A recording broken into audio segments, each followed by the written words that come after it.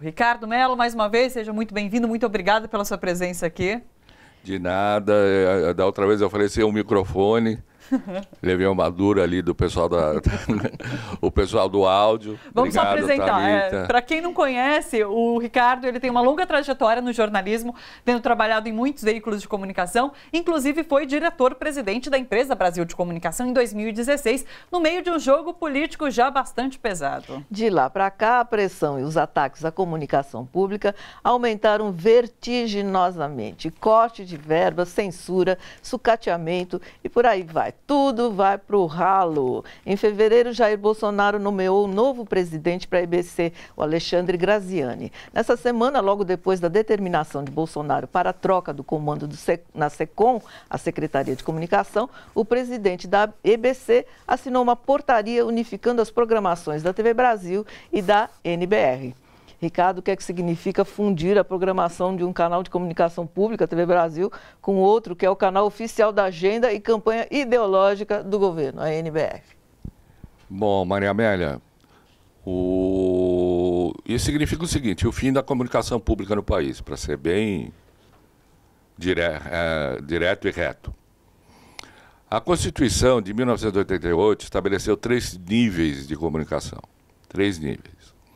A comunicação privada, Globo, Record, SBT, Bandeirantes, Folha de São Paulo, Estado de São Paulo. A comunicação oficial, que é aquela comunicação voltada a anunciar e divulgar os atos oficiais do governo. O governo vai fazer isso, vai mexer no preço do diesel, o governo vai entregar a base de Alcântara para os Estados Unidos, o Bolsonaro acha que o Holocausto tem que ser perdoado, existiu, mas tem que ser perdoado. Quer dizer, essas coisas absurdas que a gente anda ouvindo por aí. Mas, enfim, são divulgações oficiais. E a comunicação pública. O que é a comunicação pública? A comunicação pública é aquela voltada a exprimir as diferentes expressões da cultura brasileira, as diferentes expressões dos movimentos sociais, as diferentes expressões das posições políticas e incentivar a produção nacional.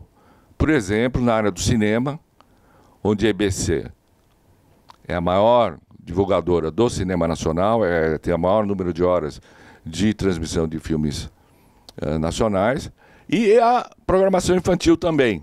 Agora, Ricardo, a gente percebe claramente que não existe uma compreensão no meio do público em geral, da população em geral, do papel de uma TV pública.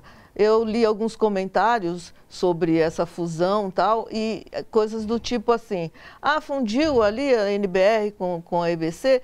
Tá, mas me diz uma coisa, dá lucro que nem a Globo, dá lucro que nem a Record? Não dá, claro que não, então tira do ar. Ou seja, não há uma compreensão do significado de uma TV pública. O papel da TV. O papel, exatamente. Isso, eu acho que a criação da EBC em 2007, 2008, graças, eu sempre faço questão de citar, ao trabalho hercúleo e desassombrado da Tereza Cruvinel, que foi a primeira presidente da EBC, sempre foi de tentar dividir as duas coisas.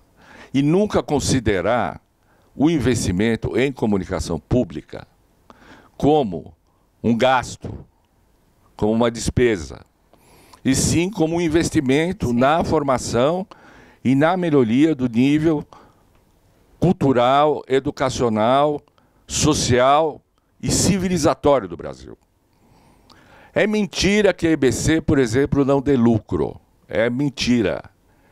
Eu digo com todas as palavras. Eu vou dar um exemplo para vocês, que essas coisas não são tão divulgadas, e vocês têm razão com relação a isso.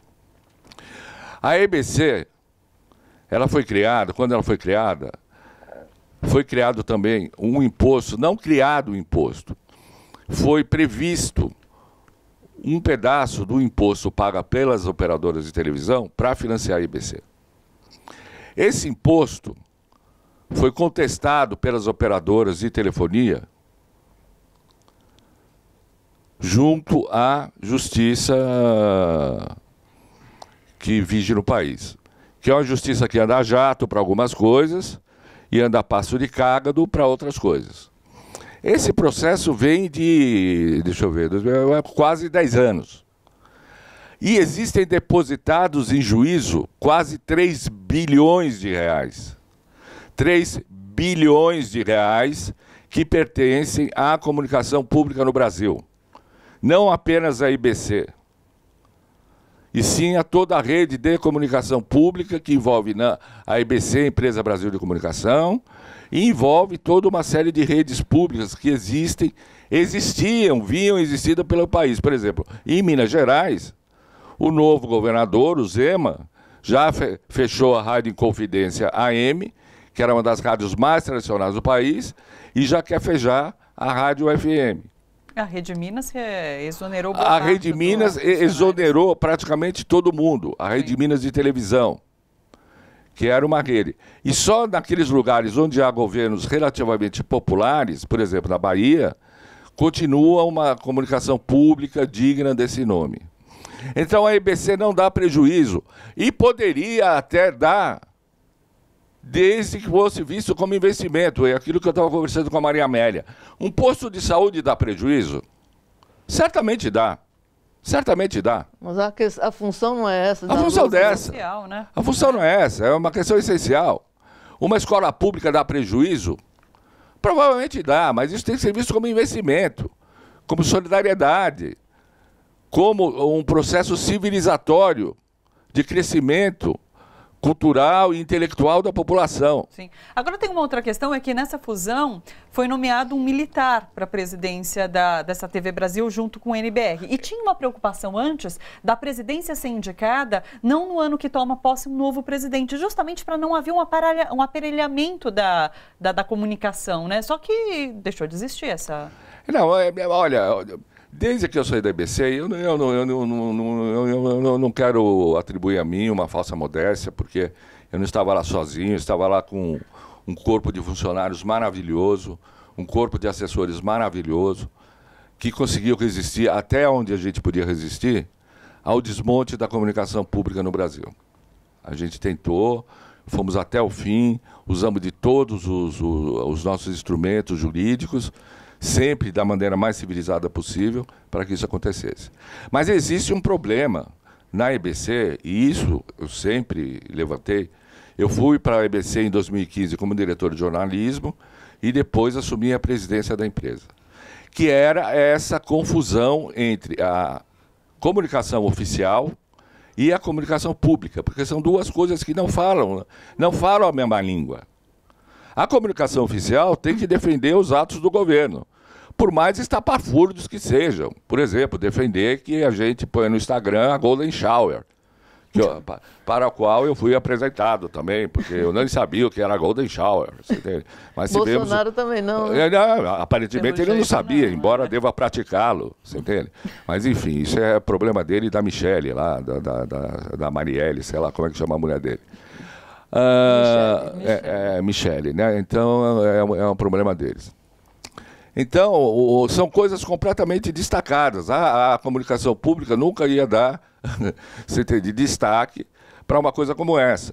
Então, nós começamos a fazer um trabalho de tentar separar em empresas independentes a EBC, Empresa Brasil de Comunicação, Comunicação Pública, sim, da NBR, Notícias do Brasil, que ficaria só a cargo do governo. O governo faz o que quiser com ela.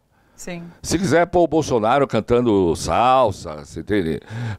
Falando as bobagens que ele fala, beijando Steve Bannon, você entende? Se ajoelhando na frente do Olavo de Carvalho, e você entende? Beijando o Trump na boca, e coisas assim. O grafite foi apagado. Teve um grafite, mas foi apagado. Foi apagado. Não, que ele falou que nós somos noivos, não sei o quê, então só faltava ele se beijar na boca. E falando aquele todo outro tipo de cretinice que ele fala, de cretinice, sim, é um cara reacionário e tudo mais. É ele que fica com a NBR. E a EBC seria uma coisa diferente, mas esse processo foi truncado e o que aconteceu foi o pior dos mundos. A NBR engoliu a EBC. Tanto que a EBC agora tem 1 hora só de jornal diário, Sim. tem uma série de programas dedicados a militares. Sim. Sim. Dedicado a, o Exército em Obras. O Exército em Obras. Fortes do Brasil, Faróis do Brasil.